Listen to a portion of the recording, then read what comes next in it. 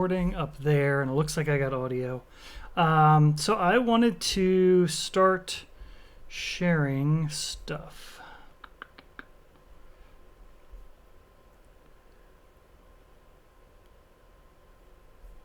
Maybe. There we go. All right, can everybody see these slides? I know what I'm doing. Yes. Awesome. Thank you. Bear with me as I make this work. Thank you for your patience. All right. So I have a GitHub Pages site that I put all the slides for class, any notes and code and SQL and all that kind of stuff that we're going to go over here, which I'll send out. But it's a GitHub Pages site. Each week I keep the slides up here for folks to follow through if you want. So it's chrisfauerbach.github.io/info610_fall_2020. And then there'll be navigation, stuff like that for you to find. And so let me... Where do I go? All right, I'll do a little introduction first. I am Chris Fauerbach. This is my third year at VCU as an adjunct professor. I am an employee at Capital One during the day. My job title is a Senior Distinguished Engineer, which means I am a Senior Director level associate at Capital One, but I'm an individual contributor. I don't have to manage folks, and I get to do all the fun technology stuff and all the mentoring and teaching and all the parts about team leading and management that I like, I still get to do. So that's super fun for me. I have been there for 5 of the last 6 years. I'm kind of a startup junkie. I love technology. I've been doing database development for 25 years, starting in Oracle and moving through a whole bunch of different database technologies. Today I primarily use Postgres or MySQL, or any NoSQL non-relational databases that are out there. But this course we're going to go heavily into relational databases. You will see from me as we go on that while I am an adjunct professor at VCU, I am not an academic. And so we are not here to learn the deep academics of the theory behind the ACID principles of databases and how it works over a network and all that fun stuff. My goal for this course is to teach you guys things that would hopefully be helpful on a job for gainful employment, so you can be a good associate and get paid a lot and get lots of raises and promotions and all that cool stuff. Secondarily, it's really to teach you how to use a relational database, when to use a relational database, advantages, disadvantages, and all that stuff. So we'll get more into that in the syllabus. But let me scroll through here really quickly. I think everybody so far has found that I am using Canvas for this class. I didn't realize until like 2 days ago I could have stuck in Blackboard, but I hate Blackboard, so I'm okay with Canvas. I'm learning it, and so bear with me on that transition as well as this transition for home. Hey, and I even said that on the slide. My slides are like how I talk. I don't, again, not an academic, right?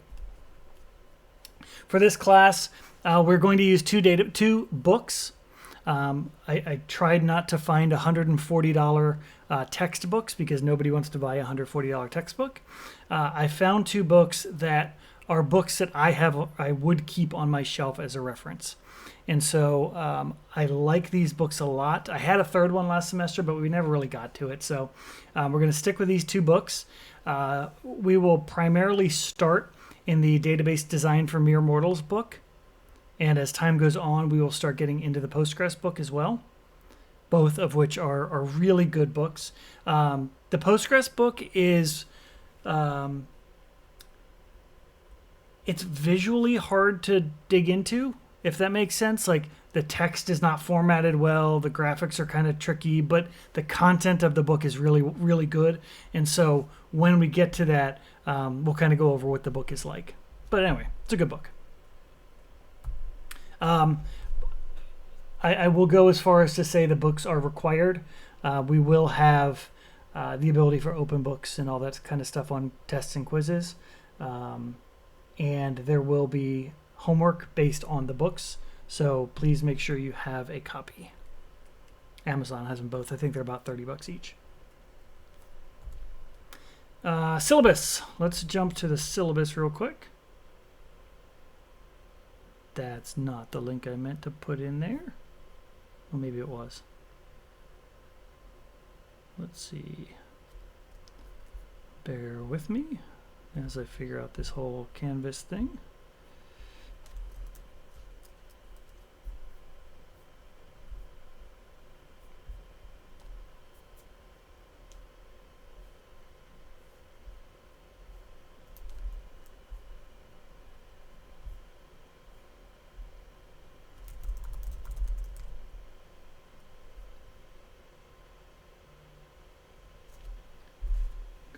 Come on now. And a couple folks mentioned there's no PDF for this yet. And yes, there is no PDF for this, but I will print one as well. All right, here is the syllabus. And I want to go over this intentionally because a lot of questions come up. And this is a good way for me to talk about some of my core beliefs and how this class will work. So first and foremost, I don't have an office at VCU. I'm not going down to VCU. If you want like office hours or a conversation or help or anything like that, feel free to email, text, call, whatever. I don't care. My personal goal is to teach every one of you who really wants to learn something. If you don't want to learn something, I'm not going to help you. But if you do want to learn and put out effort, I will have all the patience in the world and all the time in the world for you. But I'm really good at figuring out that line. So take that as you will. But that's something I like to say. I think everyone in here is a graduate student. But I just learned that VCU is doing a 4+1 now for a 5-year master's degree. So is anyone in here an undergrad? Not that it matters. I'm just curious. I am watching the faces I can see. Anybody? No, bunch of no's. All right, cool. If you are, great. If you're not, great too. But regardless, I have high expectations from you guys. So throughout the course, we will be figuring new things out. One of the funniest parts to me last semester was some of the students had a hard time figuring out like how to install a database system or how to install other tools we'll be using later. And so again, all the patience and time in the world to help, but hopefully you guys have that a little bit of a drive to kind of figure out some of these things yourself. So another expectation for the semester. Then when it comes to the honor code, there is nothing more that I hate as a adjunct professor at VCU than when students cheat. It's unfortunately happened many times, and I have thankfully been able to find hopefully all of them. And I have sent about 6 students through the honor council, and that's not a good thing. It makes me feel like a jerk, even though I didn't do anything wrong, right? But please don't cheat. If you cheat, that means you didn't learn something. Try to learn it. You're not helping anybody. You know, you're going to cheat on a test, but then when you go to an interview at a job, you won't be able to answer the question. So just don't cheat. I don't want to deal with it. Y'all don't want to deal with it. If you do, you will get a 0 in this class. I had to be very explicit about that, apparently. The first time I wasn't, and I had to give a 0 on the final exam. And I'm like, no, they should get kicked out of the school. But that's my stance. But for this, I'm allowed to give you a 0 in the course if I catch you cheating. So don't cheat, please. All right. Moving on. The goal here is to prepare students for development of information systems using modern databases and database management techniques. We will be doing more of the modern database, data storage, data structures, and all that. Less on the management of a database. That's more of a systems administrator task. I don't think many of y'all want to do. And so we're going to focus on data, how to use the data, and that kind of stuff. So as a result, we'll be able to learn SQL, how to model data, how to create tables in the databases, understand how they relate to each other, and all that kind of stuff. We talked about the books. In here, I have Windows 10 Professional, but I made a mistake. You guys have access to Windows 10 Educational, which for when we use Docker, Docker does support Windows 10 Education as well. So life will be easy. If you have a Mac, you don't have to worry about that because Macs are better. But if you have Windows, look into upgrading to Windows either Professional or Educational, so we can use the tools that will just make learning the class stuff better and less the headache of how to manage software on Windows. Cool. Tentative course schedule. So I say tentative here because it really depends on how fast we go. I have dreams and goals of getting through a whole bunch of relational database stuff and then learning about a couple other types of databases you'll probably run into across the job market. Even though that's not the purpose of this course, I like to try to get to that material just to have you guys be a more well-rounded applicant, associate, whatever word you want to use. So we'll go through a whole bunch of stuff. We will be doing some Python coding, and the purpose there is to show you how to different ways a database or the data in a database can be accessed and used within a company. Now, I don't expect anyone to have Python knowledge coming into class. I don't expect anyone to come out of the class being a Python expert. The point is not the programming, the point is the patterns of data access. So what we do there will be really straightforward, hopefully simple, where the language itself is a little bit of a challenge, but not a big challenge. All right, grades, distribution on programming assignments, quizzes, and tests. We will have more assignments than quizzes. In my undergrad class, I do a lot more quizzes. But in my grad class, I like to do more assignment kind of stuff where you guys get to think and put together problems and solve problems and stuff like that. And then the rest is kind of... Well, Yes, you're kind of coming through. What's up? hey, can we use C# or entity framework instead? No, because that does all the work for you. I'm going to teach you how to write some Python. Don't worry about it. Oh, okay. I hate C#. I'm very What is that? I'm very We are I'm very we are a opinionated C when it sharp comes to shop. technology. What was that? We are a C# shop. I know. I know. Um, and it's a good discussion, and I'll tell you my thoughts.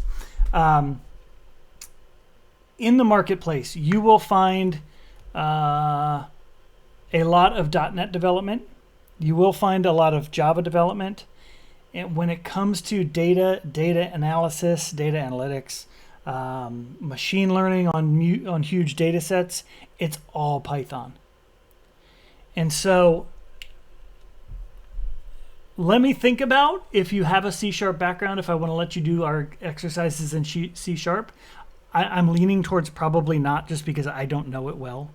It's been a long time since I've written C#, and I don't know how to automatically grade C# like I do Python. But again, this is meant to be like a small part of the class. It's not really the focus. It's just a tool we're going to use.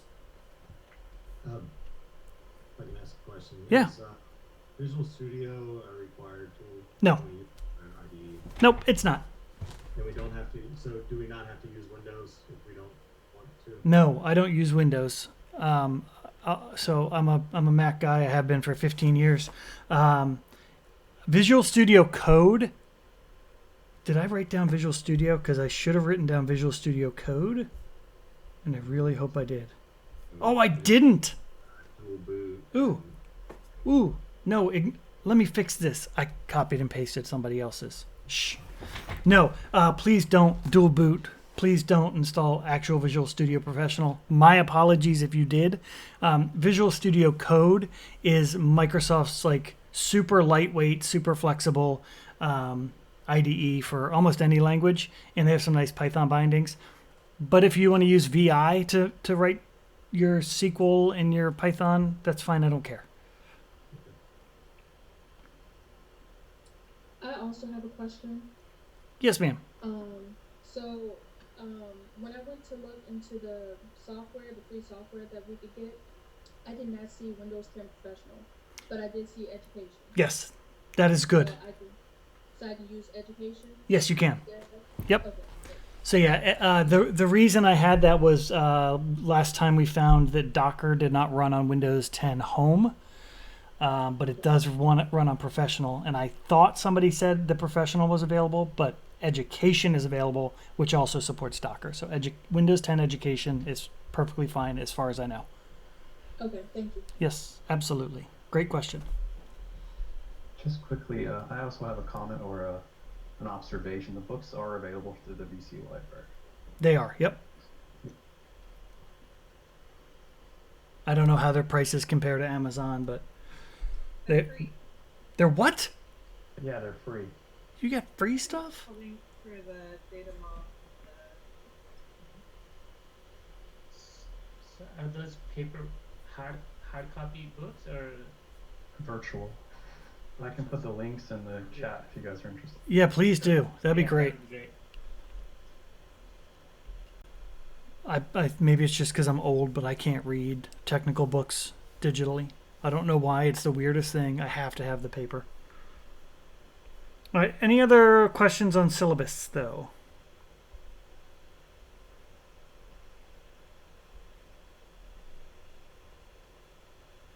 All right.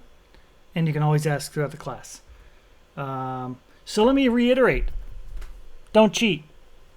I don't want to send you to the honor council, but I will if I have to. Please don't cheat. All right, cool.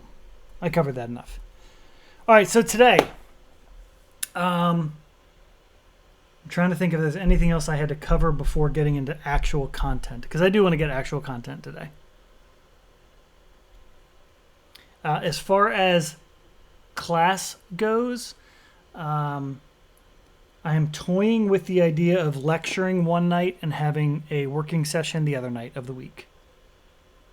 I don't know what other classes of y'all's do, but I haven't come up with that schedule yet. So for now, assume we'll have class both nights of the week. But long term, that may change. All right. Yep. Question. Regarding the assessment, are they going to be like all individuals or are they going to like group project or something? No group projects. I hate group projects. As a student, I hated them. As a professor, I hate them. So yeah, everything will be individual. Thank you. Yep.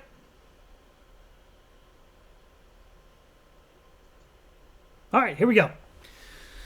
So this is going to be straight from the book for a little bit. My seat is not sitting right. There we go. We are going to talk about relational databases in this class. If you are interested, chapter 1 of your book goes into the history of databases, database models that existed before relational databases. We're not going to cover that. It almost doesn't matter.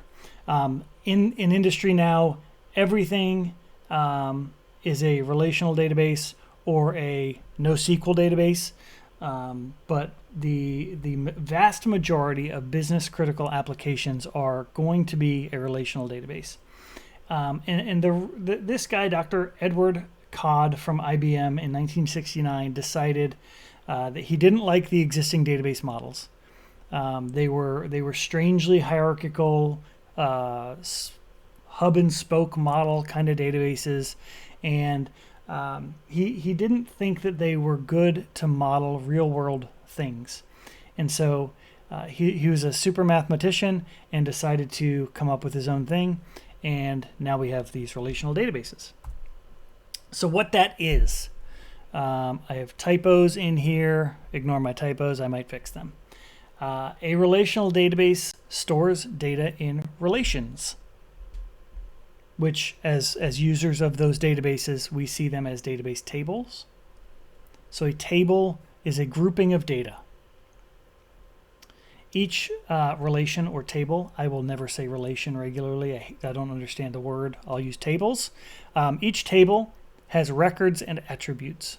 Attributes are things like first name, last name, address, those pieces of data associated with a record. And a record would represent, say in a user database, would represent an actual user. but the different attributes of that user would be login name, last login, anything you wanted to track about that user. So 2 important characteristics of the database is that the data itself is stored in a way that you don't have to worry about, you as a user of the database. All you care about is your table, row, and column or attribute, how they're set up, and what they're named. You don't care how the database optimizes storage. You have this abstraction layer available to you where you have to deal with tables, and that's a pretty nice feature. So if we look at our book, we will have on page 14, we have an example. This is an example of 4 tables in a database. So we have agents, clients, entertainers, engagements. This is modeling out, say, a wedding singer, right? The wedding singer would be an entertainer. They get booked for the Smith wedding in September. The Smith wedding would be our clients. Well, the wedding would be the engagement. The Smiths would be the clients. And the agent would be the person booking them. So, you could think about this as kind of a starter customer relationship management table set, or an operational data set where we're booking events and we're booking entertainers and making sure they're only in one event and not in 2 at the same time. So these 4 tables kind of set up that business view of their day-to-day activities. Everybody with me on that? The couple of you that I can see on the camera? Yes. All right. I'm getting a different view so I can see more people, but still not be recorded. I like it. Where's my edge? There's my edge. Okay, come back. All right. So, think about VCU. Think about our information systems department.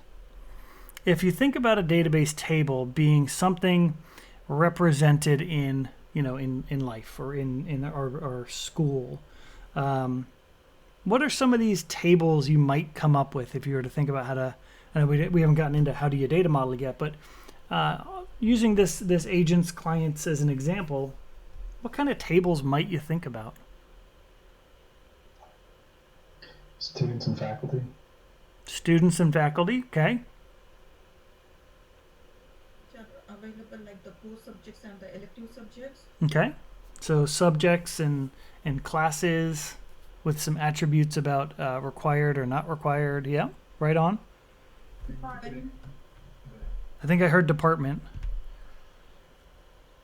was gonna say you could attribute the student and faculty tables to then say those courses table that was previously mentioned. Yep. So now you're starting, how would we relate the tables together? And that is our next slide. Nice leader. I owe you $5. So tables in a database can be related to each other. If you think about the last example, an engagement on its own without any relation to a customer or a entertainer doesn't really have much value. But once you relate it to those other tables, then you can start correlating data and finding a kind of a bigger picture of what's going on. So if we look at this first data model, we have an employee, a workspace, a building. And if I were to say this out loud, an employee works in a workspace that is situated in a building.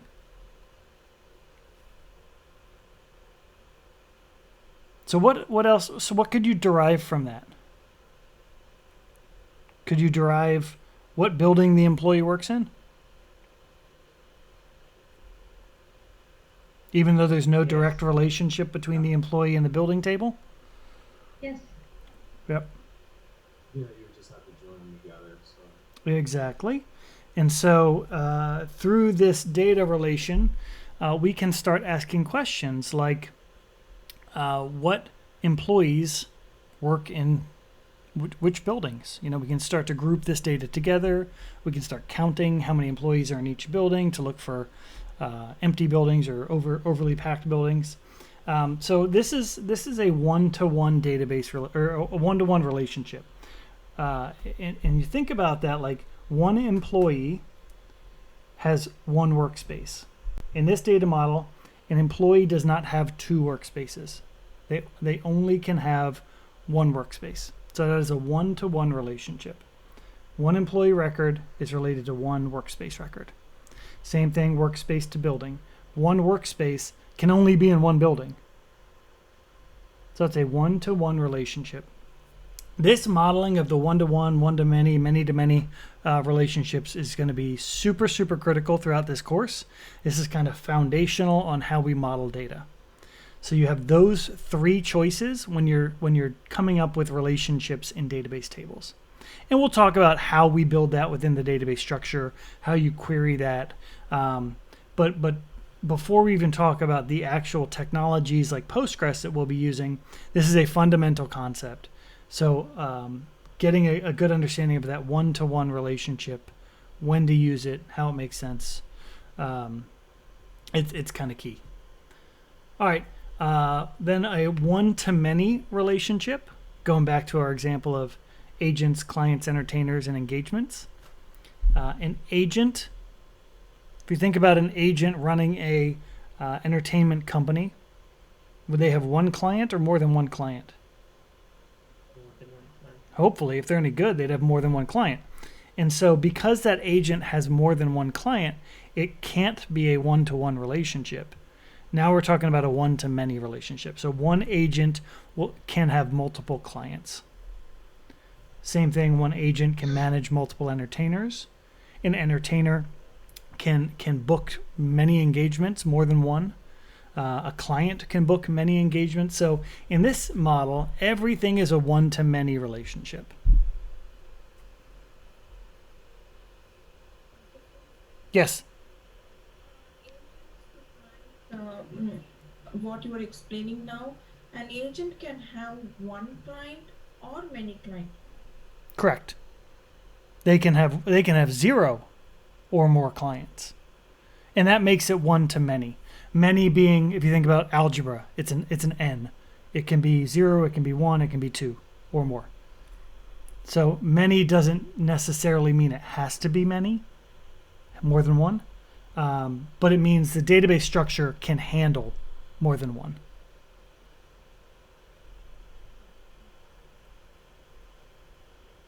All right, and then we'll talk about many-to-many in the future. It's a different scenario, but for now, one-to-one and one-to-many are the important things we're going to keep in mind. Everybody clear on the one-to-many? Yes. Yes. Okay. All right, continuing through chapter 2 of our book, maybe chapter 1, I don't even remember. We're going to talk a lot this semester about how we get data out of our databases. We will learn a language called the Structured Query Language, or SQL. And when we talk about pulling data out of a database, there are three primary components of that. Select from, where, and order by. And we'll go into what they mean. So select from is how we get how we specify what attributes and what tables we want data from. So in that last example, if we look at the agents table here, and if we wanted to pull first name and last name, we would select first name, comma, last name from agents. And that query would give us the first name and last name of every agent within that database table.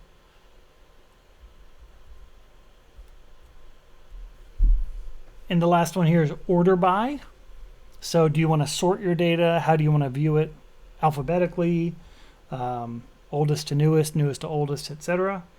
And there are many other constructs within SQL that we will learn.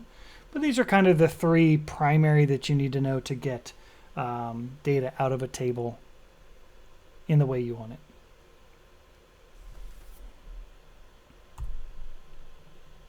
Rolling through. All right, so given this example table, let's say it is a client's table. If we look at the top, the format I'll use here is, if you were looking at Excel or Google Sheets and you had a table created in there, across the top row, we're going to have the columns or the attributes of that table. So in this case, we'll have a client ID, an agent ID, client first name, client last name, client phone number. The 3 rows after that are the records within the database. So each row is a record. They're synonymous. And each of those records has data associated with that attribute. So in the first row, the client first name is Mickey. In the third row, the client ID is 3. We'll talk at length about data, about primary keys. We'll talk at length about data types. But for now, this is a table with attributes and records that have values for those attributes. So if we wanted to query the database to find all of the clients that have the last name Mouse, we could write a SQL query like this. Select star from clients. Star means give me everything, give me all the attributes. Versus if you just quickly look down at the last SQL query, that is specifying the columns or the attributes we explicitly want to return, compared to the star, which will return all of the attributes. So select star from clients where client last name equals Mouse. That is a complete SQL query. And anybody want to guess how many rows from that table that query will return? 1. 1. Correct. Mickey Mouse 5551212. And the second query to show, the first one is a string data type. And so you see how we have the quotes around the word mouse. The second query is looking for clients for agent 102. Select star from clients where agent ID equals 102. It's a number, so it doesn't have quotes around it. So there's an integer data type. Anybody want to guess how many rows that's going to return? What row? Just 1.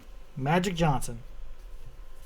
And then the last one to show, if we wanted to just get the client first name, last name, and phone number from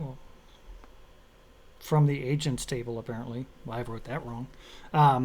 Anyway, we're specifying the 3 attributes that we want, not star to get them all. That is our first introduction into queries, SQL queries. We will beat that up all semester. Shouldn't that mouse be in single quotes? Yes, it should be. I noticed that too, but I didn't say it out loud. Oh, sorry. No, it's okay. It's okay. Yeah, so he said, shouldn't mouse be in single quotes? And yes, it should be. See, as a Python developer, I can use single quotes or double quotes, so I kind of confuse myself. But yeah, mouse should be in single quotes if you are going to use this as a reference for queries in the future. And I'll fix the slides. All right, so there are many, many advantages of a relational database. It's hard to go over because we're not really comparing it to things that don't have these attributes, but bear with me. Built-in multi-level integrity. So thinking about the tables we had before, we have let's go back to it. Here we go. We have a primary key, which means that primary key has to be a unique value in the whole table identifying that record. If it's an integer data type, you'll typically count and say the first one is 1, then 2, then 3. But each row or each record needs a unique value for its primary key. And if you see that FK in the employee table at the bottom for workspace ID, you'll see that okay? I don't know how big or how small this looks for y'all. I'm sorry. It's okay. FK in front of workspace ID, that means foreign key. So I'll get to explaining that in a second, but if we look at the workspace table, it has a primary key of desk location ID. That, again, unique value, each record in that table. A foreign key that's pointing to that primary key means the value in the foreign key in that workspace ID field must exist in the workspaces table.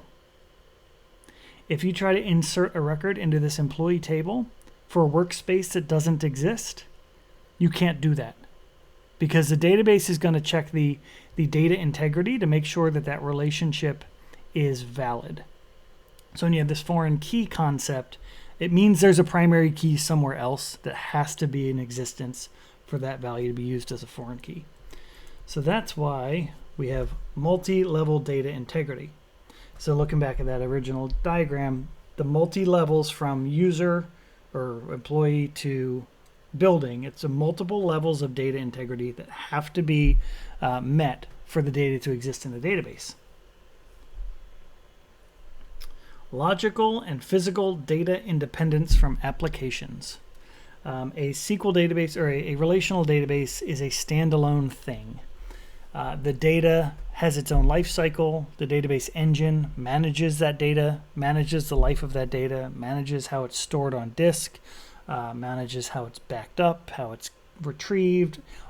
All the things that a database engine does, your application doesn't have to worry about that. Your application has to worry about that SQL interface. If your application can send a SQL statement to the database and understand the data that comes back, that's fantastic. That's that separation of duties or separation of details that we get with a relational database, instead of storing a whole bunch of data within your application. There are many advantages or many places that shows up in day-to-day use of a database.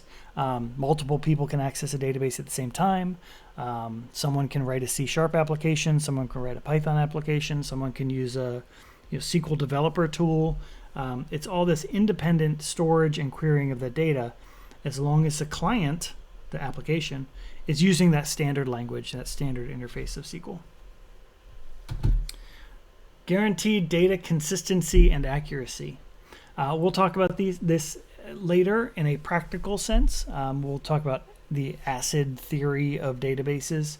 But the thing to know here is, if you are inserting data into your database and your transaction completes and the database says, yes, I have committed this data, you will not lose that data. The data will be there. The next time you query the database, it will be there. So it is a synchronous blocking kind of a transaction where the data does get persisted before the database engine tells you it's done. And that is super important if you think about things like financial transactions or trading of stocks and all that kind of stuff. You have to avoid things like race conditions and overwriting someone else's data, and the database itself will help you do that. Then the easy data retrieval, I put a star next to easy because SQL can get kind of complicated, but it is a standard, and once you learn it for one database system, most of them will work with it. There's a ANSI standard for SQL, and so that's what we'll be learning throughout the class. So anything you learn should be applicable to other relational databases, not just Postgres that we'll be using as our example. So one thing you'll probably notice is I talk over a lot of my slides. I don't really put much content in the slides, and so that's why I like to record the class, and that's why I like to have y'all here so you can say, wait, that doesn't make sense, instead of just looking at the slides later, because 90% of the material is not in the slides.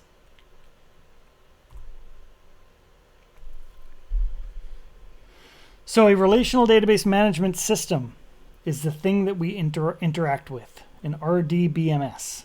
It's a software application program you use to create, maintain, modify, and manipulate a relational database. Has anyone used any of these databases, whether it's at school or internships or jobs or for fun? Yeah, Oracle. Okay, you've used Oracle. Great. SQL Server. Okay. Yeah, Oracle, SQL Server, Access, MySQL. Yep. Yeah, everything except Postgres for me. Well, here you go. You're going to learn something new. I started my open source database life started on MySQL until I used Postgres, and I thought, wow, this feels way more mature, better. 601 really. They're both fantastic for what you use them for. Oracle, SQL Server, Access, they are proprietary database engines. So Oracle owns the first one and sells it to you very expensively. SQL Server, Microsoft Access, those are Microsoft-owned things. MySQL, MariaDB are open source. Postgres is open source. And Amazon RDS, I put that in here because they have a lot of services within Amazon RDS. It's their relational database services. And some of them are Postgres or MySQL or Oracle. It's all of them. But it's something that you will probably see if whatever company you are working for is using AWS for their cloud hosting. But it's a great managed database, so you don't really have to manage it yourself. But there's a whole bunch of different software out there, and they all have advantages and disadvantages. Not really what we're going to get into. We're going to talk more about the theory of data modeling and data storage. All right.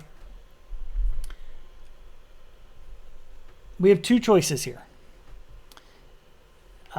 My preference is that everyone gets Docker to work on your computer for many, many reasons. Docker is a container management system. A container is a isolated piece of memory and compute on your computer. I'm not going to say virtual server because it's not a virtual server, but it's kind of an abstraction like that. We can run a local Postgres database on your laptop by using Docker without having to really install Postgres, like the whole Postgres management suite. If you cannot get Docker to run, you're going to have to install Postgres as like a full-on native Windows thing. So what I wanted to do here was show you a couple of steps.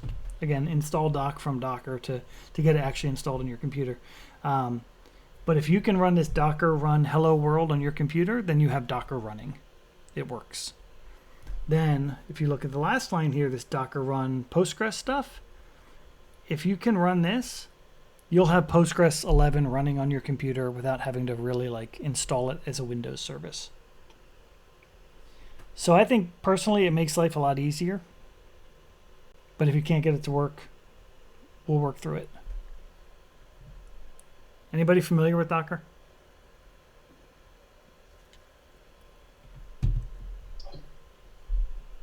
No? All right. We'll learn something new. Sorry. Could you tell me what exactly is Docker again? I didn't quite understand. So Docker is a container management system. A container is almost like a virtual machine, but it's not a virtual machine. But it's an isolated piece of it runs applications in isolation on your computer. So you won't have memory issues conflicting with other programs. It runs a mini version of an operating system and then the application itself. Basically, it's all the dependencies to run Postgres without having to manage dependencies yourself. Okay, thank you. Mm-hmm. So basically, it's like a lightweight virtual machine, not really virtual machine, but really lightweight. Yeah, and that's how I explain it exactly. It's a very lightweight virtual machine, but it's not a virtual machine. Gotcha. But that's basically what it is, but it's not. So, question. Mm-hmm. I do know that at least the link you gave us is for enterprise or education. Mm-hmm. I just clicking around. I do know Docker offers like a install for Windows Home. Have you had any issues with that with previous people? Or At do you find it works better with education? At the time, the installation was a lot more invasive. Like you had to change registry keys and you had to do a whole bunch of stuff. If it's gotten better than that, and you can run it on Windows Home, then great, do it. Some of the things I mentioned I'm not necessarily secure or happy with using on my computer, so I may just upgrade Yeah. to education, I guess. Yep. Yeah, if you have to disable any security features or anything like that, like that's never a good idea. Just because it works, it doesn't mean it's a good idea. Yeah. So I don't think the upgrade to Windows Education would be destructive at all, but I don't know. I'm a Mac guy. It shouldn't, well, in theory, it shouldn't be deleting anyone's files or anything like Yep. that. It's just changing the registry and the functions. Yep.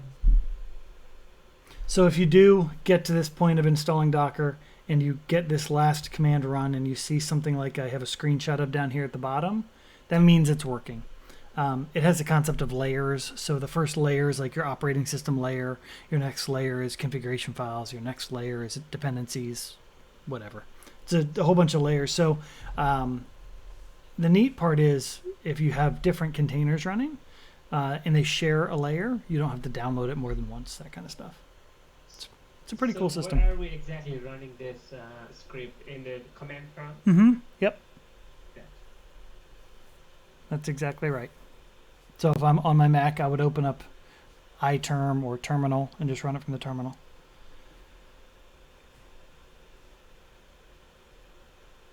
Are there any chats in the chat window I'm missing? Anybody? Just one. Can we install Docker this get stable get edge? Which one should I choose? Stable is always good.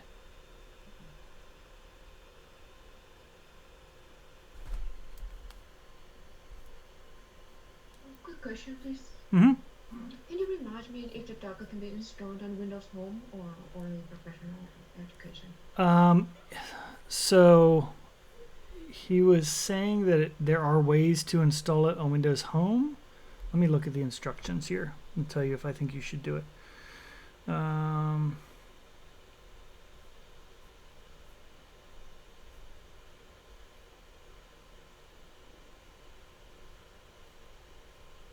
don't know what that means. Anybody know what this WSL2 feature is?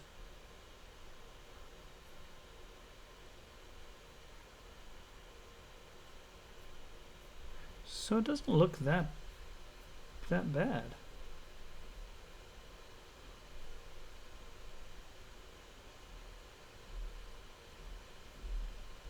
Enabling things is good. Oh, okay. That's the difference. It's the Linux subsystem, I think, is what it's taking advantage of. And I don't think that was... I think it was a lot more complicated than this last time I looked at it. Oh, this is still pretty complicated. So I will say, because I did some poking around this morning, Windows 10 Education is available to anyone who's a student through the Software Center. You just have to get the production key, and you can Google how to upgrade your current computer to Windows Education, and it shouldn't, don't quote me, but it shouldn't be deleting any of your files or anything like that. It's just adding in the features that you get through like Windows Pro or Windows Enterprise.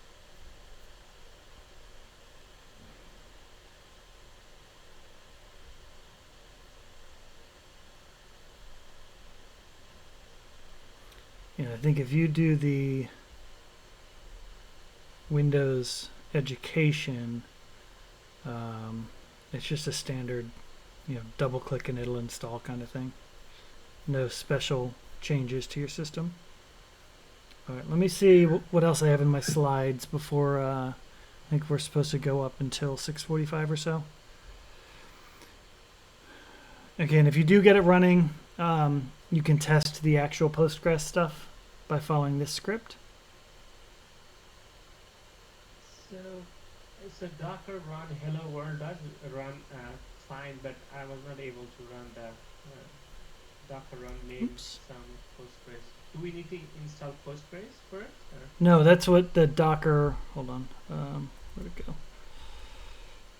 this line, Docker run name, etc. That will start Postgres.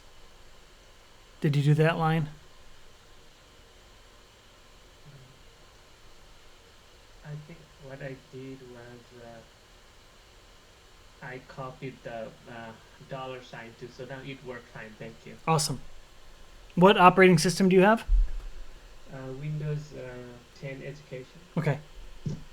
So it was an easy setup? Yeah, it was fairly easy. Okay. All right, so if everybody can give that a shot over the next couple of days, that'd be fantastic. And then Thursday, if you have issues, we can talk through it still, or we can talk through it more. And next week, we will start getting really deeper into database design, why we're designing, how we document designs, all that kind of fun stuff. So, how was the first class? Painful? Did I talk too much? Didn't talk enough?